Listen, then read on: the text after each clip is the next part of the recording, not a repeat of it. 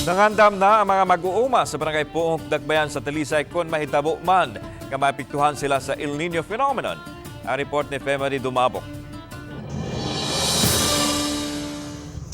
Bisan kun pasado las 11 na sa buntag, kining mga mag-uuma sa sitio Kabutoy sa barangay Puok sa Dakbayan sa Talisay ang nangyawat pa nga makapananom og mga palay.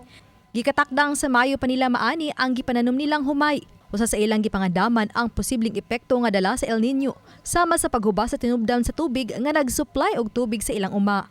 Kung mahitabo kini, posibleng mangliki ang luna nga ilang gitamnan og muhatod sa pagkalaya sa mga tanom. Hinoon wala pa masinati nining managsilingang mag-uuma.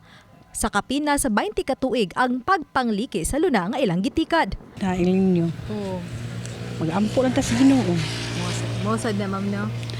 Mag-ampo lang ta sa Senyor Santo Niño. Ang ubang dool sa nganing dool sa kanal, hindi ita problema. Pero ang lalayong kanal, problema yung tubig.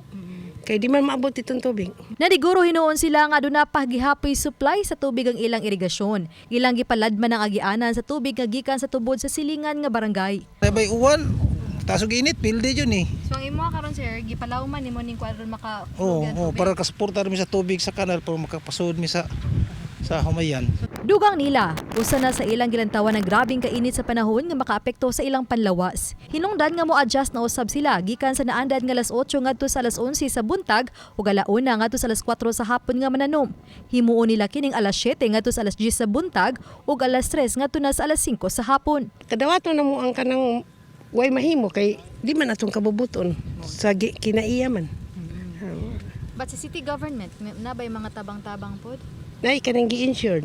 Awa namin nagkwintag pilde ma'am kay di man atong kagustuhan na pilde. Wa may nagkwinta kay magsakit atong dughan.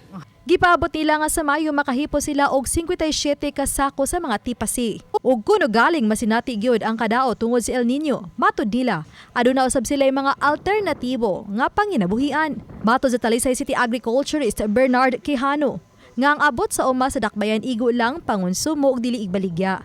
Gawas sa pananom, nangandam usab sila sa epekto sa grabing kainit ngadto sa binuhing kahayupan. Nag-prepare po mi nga basin amo lang silang ikuan, mangmuhatag mi og mga corn seeds siguro kay para amo lang matamnan siya para dali ra pod og mahitabo na ni siya.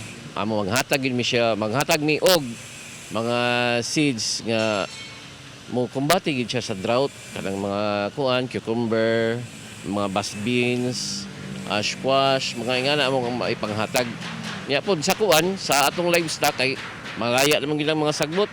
Mahatag mi og kanang mga cattle concentrate para replacement sa atong sagbot nga dili na gyud laya na gyud. Ang Dakbayan adunay 23 ka mga rice farmers nga giabagan sa syudad.